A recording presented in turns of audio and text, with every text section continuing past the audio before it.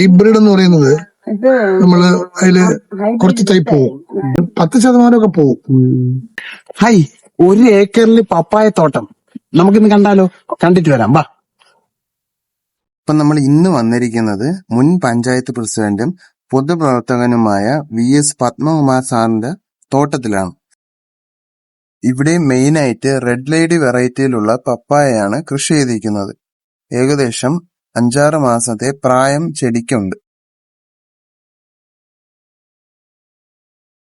ഈ പ്രായത്തിൽ തന്നെ ഇത്രമാത്രം കായ്ച്ചത് കൊണ്ട് ഇനി എത്രമാത്രം കിട്ടുമെന്ന് നമുക്കൊരു ഐഡിയ ഉണ്ടാക്കാൻ സാധിക്കുന്നതാണ്.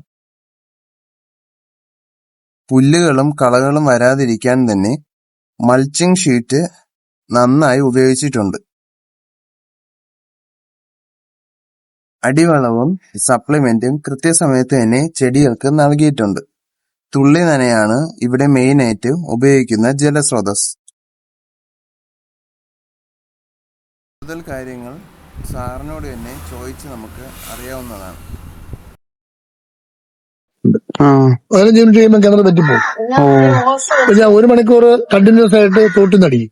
ഭയങ്കര വരികയാണ്. ഈ ഒരു 2 ദിവസത്തിനിപ്പുറമുള്ള മഴയാണ്, വേനൽ മഴയും കിട്ടിയില്ല.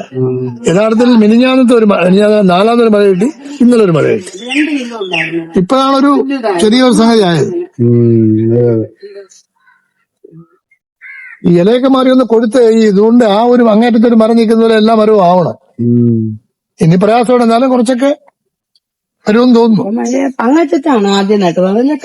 മൾച്ചിങ് ഫുള്ള് കവറിങ് ചെയ്തല്ലേ ഇട്ടിരുന്നത്? കവറിങ് വളം കൊടുക്കാൻ വേണ്ടി കുറച്ച് ആദ്യം കയറി, പിന്നെ അത് തീരെ വെണ്ട് വരണ്ടു പോയതുകൊണ്ട് കുറച്ച് മണ്ണും കൂടെ നമ്മൾ സൈഡിൽ നിന്ന് പോയി കിട്ടും.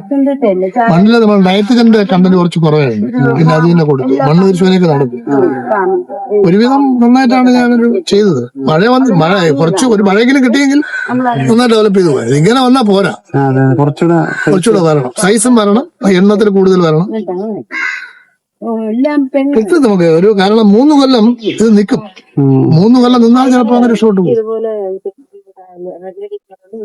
കായ്ക്കാത്ത തൈയും ഉണ്ടല്ലോ ഇപ്പോഴും? കുറച്ചുണ്ട് കായ്ക്കാത്ത. ഇത് 2 കാര്യങ്ങളാണ്. ഒന്ന്, ഇത് നമ്മുടെ ഈ ഹൈബ്രിഡ് എന്ന് പറയുന്നത് നമ്മള് അതില് കുറച്ച് തൈ പോവും.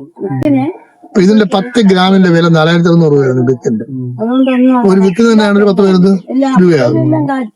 ഇവിടെ ഒരു പോളിയോസ് പണ്ട് നമ്മുടെ ടെക്നോ പാർക്കിൽ ഒരു പയ്യൻ നടത്തിയിരുന്നു. അവൻ ഇവിടുന്ന് പുറത്ത് പോളിയോസ് നിന്നു. അപ്പൊ ഞാൻ ഈ കൃഷി ആഫീസറോട് പറഞ്ഞു, പോളിയോസിൽ ഒരു കുറച്ച് ഈ നഴ്സറി പോലെ കുറച്ച് തടി വസ്തുക്കൾ ഉണ്ടാക്കി അവര് കൃഷിക്കൂട്ടങ്ങളെ കൊണ്ടുണ്ടാക്കി. ഞാനിത് വന്നപ്പോ അവനെ പിടിച്ചത്, അവനെ കൊണ്ട് പോളിയോസിൽ നന്നായിട്ട് തന്നെ തയ്യൊക്കെ ഉണ്ടാക്കി. ഏറ്റവും നല്ല രൂപത്തിലാണ്. പക്ഷേ ഒരു 4,600 രൂപയ്ക്ക് ഒരു 550 തൈ കിട്ടണം. എനിക്കൊരു 500 താഴെ തയ്യേ കിട്ടി പോളിയോസിൽ വെച്ചിട്ട്. എന്നിട്ട് ഇവിടെ കൊണ്ടുവന്ന് നട്ടപ്പോ ഒരു 10-40 എണ്ണം അതിലും വേസ്റ്റ് വരും. 10% പോകും എന്റെ കണക്കിന്. നല്ല വെറി ആയതുകൊണ്ട് കുറച്ച് കരിഞ്ഞും പോയി. ആദ്യം നട്ടത് നമ്മൾ ഈ തുള്ളി നനയിൽ നിന്നില്ല. എമൗണ്ട് കറക്റ്റ് ആയിട്ട് കൊടുത്തിട്ടുണ്ട്. പിന്നെ കുറച്ച് ഈ പറഞ്ഞ സപ്ലിമെന്റ്സ് കൊടുത്തിട്ടുണ്ട്, ന്യൂട്രിഷൻ സപ്ലിമെന്റ്സ് കൊടുത്തിട്ടുണ്ട്. അടിവളം തന്നെ നമ്മള് ഒരു 7 കിലോ എങ്കിലും അടിവളം എല്ലാ ചെടിക്കും കൊടുത്തിട്ടുണ്ട്. അത് ഈ പറഞ്ഞ സമ്പുഷ്ടീകരിച്ച ചാണകപ്പൊടി, എല്ലുപൊടി, വേപ്പിൻ. പിന്നെ ഞാൻ പൊട്ടാഷ് ഒരു ശകലം ഒരു 700 ഗ്രാം കൊടുക്കും. ഇതിനിടയ്ക്കൊരു കുറച്ച് ഫാക്ടംഫോസ് കൊടുക്കേണ്ടതാണ്, അല്പം അത് കൊടുക്കാൻ പറ്റിയിട്ടില്ല. ഈ സപ്ലിമെന്റ് കൊടുത്തുകൊണ്ട് തീരെ ശോഷിച്ചു പോകുന്നൊക്കെയാണ്. പക്ഷെ ഇനി ഫാക്ടംഫോസ് വല്ലതും കൊടുത്താൽ കുറച്ചുകൂടെ മെച്ചം. ഇപ്പൊ ഇത് ആക്ച്വലി എനിക്ക് തോന്നുന്നു ഇത് ജൈവമാണ്. ഇനി മരുന്ന് കൂട്ടിക്കഴിഞ്ഞാൽ ഇനി നമ്മള് ഈ ഇത് കൂടിയ വളം കൂടുമ്പോ മാത്രമേ അത് മറ്റിലേക്ക് പോകും. ഇപ്പൊ ഒരു ആക്ച്വലി ജൈവമാണ്. മാർക്കറ്റിംഗ് ഒക്കെ എങ്ങനെയാണ് സാർ ഉദ്ദേശിക്കുന്നത്? ഞാൻ 2 രൂപത്തിലാണ്. ഒന്ന്, എനിക്ക് ഒരു ഹോൾസെയിൽ ഡിസ്ട്രിബ്യൂട്ടർ എനിക്ക് എന്റെ മുഴുവൻ എടുത്തോളാന്ന് പറഞ്ഞു. അയാൾക്ക് കൊടുക്കാൻ എനിക്ക് വേണം. പിന്നെ ഈ കുന്നില് പോലുള്ള ചില സൂപ്പർ മാർക്കറ്റുകളുണ്ട്, അവര് കുറെ എടുത്തോളാന്ന് പറഞ്ഞു. ഒരാഴ്ചയിൽ 100 എണ്ണം വെച്ച് എടുത്തോളാന്ന് പറഞ്ഞു. പിന്നെ എന്റെ ഒരു സംഗതി എനിക്ക് ലോക്കൽ സെയിൽസ് ആണ്. ഞാൻ കുറച്ച് വില കുറച്ച് കൊടുത്താലേ ഞാനിപ്പോ 50 രൂപ വെച്ചാണ് കൊടുക്കുന്നത്. 70 രൂപ മാർക്കറ്റിലുണ്ട്, സ്ഥലങ്ങളൊക്കെ 80 രൂപ. ഈ ഫ്രൂട്ടിന്റെ ഒരു ഗുണമെന്ന് പറയുന്നത് ഇതൊരു ചുരുങ്ങിയത് 25 ദിവസം ഇരിക്കും. നമ്മൾ വര വന്നാലും ഈ പഴുത്ത് വന്നാലും ഒരു 10-12 ദിവസം അത് മരത്തിൽ തന്നെ നിൽക്കും.